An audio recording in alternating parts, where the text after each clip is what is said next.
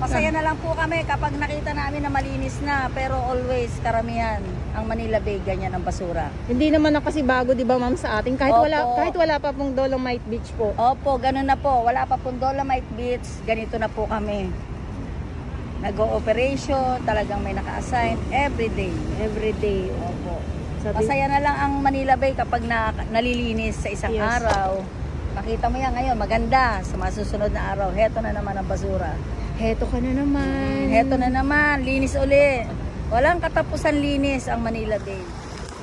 Good morning. So tuloy lang po ang update natin ngayon dito sa Manila Bay, Dolomite Beach. At ang oras ngayon ay 8:45 ng umaga.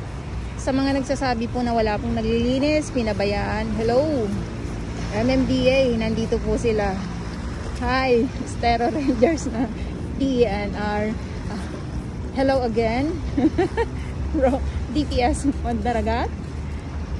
Hi again sa ating Dole Tupad naman po. Ayan. So, hindi nyo po kasi talaga sila nakikita. No? Pag lalo na ang ating kuha ay sa kasagsagan na po ng terik ng araw, mga alas 2, mga ganyan. Ngayon ay mag-aalas 9 pa lang po ng umaga at ngayon ay August 17. So noong nakarang araw nandito tayo, nakuha na natin na samot-saring mga kalat po yung nandito sa side na to. Dito muna tayo, ikot ko po kayo, pero naibsan po talaga naman. Syempre pag marami talaga maglilinis, talaga mawawash out po yung samot-saring mga kalat. At ayan po yung mga sako-sakong na kolekta ng ating mga warriors na naglilinis ngayon. Ayan ha. Ayan sila. Kahit dun sa kasulok-sulukan dito sa may seawall. Ayan, nandyan sila. Ang ating mga kuya, ang ating mga kuyang na mga MMDA, nandyan din po sila. So yung view na yan is papunta na po ng Manila Yacht Club. Ulitin ko lang po. Medyo mataas po ang tubig ngayon ng ating dagat.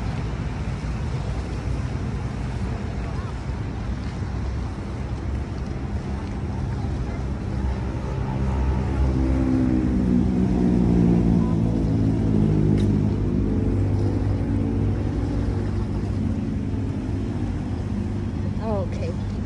So pakita ko lang po sa inyo yung kanilang mga nakuha po na samot-saring mga kalat po. Ito yung ating mga ito yung ating mga kahoy. Kahoy nandito sa may seawall. Tapos nandito pa sa baba. Tapos, ito yung mga sako-sako po na samot-saring nakuha ng ating mga naglilinis. So, ulitin ko lang po mag-aalas 9 pa lang po. So, ganito na katirik ang araw. Masakit na po sa balat. Ano pa po itong mga naglilinis? Diba? Kung gusto nyo makita sila na sa bawat oras, sa bawat segundo ay nandito sila. Ano mangyayari sa kanila pag ganun? So yung mga kahoy ay pwede pong gawing panggatong. At itong mga samot-saring mga basura na nakikita natin dito ay nung bagyo pa po itong si Karina at si Habagat. At dahil nga po sa matinding pagbaha na din dahil na naman sabihin nyo na naman sa Dolomite na naman yun. Bumaha din po sa lugar ko. Ibig sabihin kasalanan din ng Dolomite yun. Ayan. Ito po ang ating mga nakolekta na mga sako-sakong kalat.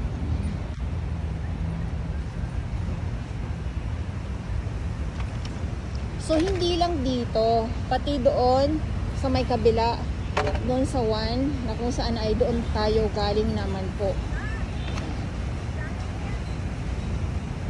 At ang maghahakot naman po ng mga sako-sakong mga basura ay ang ating MMDA, yung truck naman po.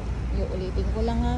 Kasi baka mamaya is sabihin ang tagal naman hakutin. Kasi lahat na lang may nasasabi po talaga.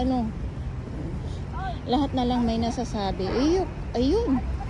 So, ayan Mamaya kung wala na yan sila, syempre pahinga naman po sila. Hindi na, pahinga naman po yan sila. May merienda din naman po yan sila. O, di ba? Linis. O, dito o. Tapos ngayon, dito nawala na. Pag humangin uli, lumakas ang alon, mayroon uli dito. Ganun lang, ganun po kasi talaga ang ano, wala naman po kasi talagang harang dito na para yung mga basura ay hindi dito mapupunta sa dalampasigan ng Manila Bay or sa Dolomite Beach po. Okay? Yung tuwang-tuwa yung tuwang-tuwa na naman, ninukuha na natin, tuwang-tuwa na naman. Panandalian lang yan po Ayan. Kasi ang ating mga Manila Bay Warriors, hindi po yan sila nawawala at hindi din po yan sila susuko sa kanilang paglilinis. Kaya huwag masyadong matuwa pag merong nakikita na mga kalat dito sa Manila Bay. Tulad nga ng binabanggit ko, nandito po yan sila at hindi po yan sila nawawala. Ganon po yun. Sa mga nagsasabi. Nandito yan sila, di ba ma'am no? Nandito kayo kahit na umulan, uminit mong bagyo. Opo ma'am, para lang maging malinis ang ating karagatan. Yes. Alam nyo na, panandalian lang na maging masaya kayo. Pag meron kayo nakikitang mga kalat dito sa Manila Bay, mawawala kasi ang ating mga Manila Bay Warriors, nandito yan sila at hindi sila nawawala. Opo. Ano po yan, lagi kami nag-operation. Iba-ibang grupo po ng MMDA. O ayan na, Naka-assign po dito. tulad ng binabanggit ko, araw-araw na lang, nagiging Pero sila. araw-araw din po may naka-assign po talaga dito. Kami operation lang po kami. Kumbaga, katulong nila, katuwang sa iba-iba Katuwang. kaming area galing. Yun na nga po Kaya minsan nagiging Sira sirap po sa lang. nagagaling yung mga basura na yan na pinapadpad dito sa gilid ng Manila Bay. Opo, ayan na, kay ma'am na po yan ang galing ng MMDA. Opo. Baka mamaya sabihin nyo na naman, si July gumagawa na naman ng... Totoo po yan, nakikita nyo. Tuloy-tuloy na adang basura. Ma'am, Sako-sako. tanong ko lang po, anong oras po kayo nagsimula sa paglilinis? 7 o'clock dito na kami ma'am. 7 o'clock. Kasi sa bawat Opo. grupo po kasi may mga oras po yan. Opo, di ba? iba-iba po. Iba-iba. Kaming MMDA, yung iba pong MMDA 6, andito na. Kasi kami galing pa kami sa malalayong lugar. Opo. 7, andito na kami kasi sinusundo pa po kami ng mga buses na. Ayan, nakikita ko po ngayon sa Opo. sakyan. Ayun. Mama, idea po ba tayo kung ilang mga sako na yung nakolekta po ninyo? Siguro, hindi lang po sa ako yan. Pag sinakay po sa truck yan, truck na po yan. Opo. Nakakailang truck na po ang hapot. Ngayong umaga po? Opo, ilang balik na po yan sila. Okay. Yung ganong klase pong bus, ayan. Ayan, eto na naman. Ayan, so Ayan. sorry naman po. Ayan, Opo. thank you, ma'am. Okay, ma'am. Aroy. Aroy, kuya. Aroy ang tawag yan, ma'am, sa mga basurang tulinada. Ano po tawag?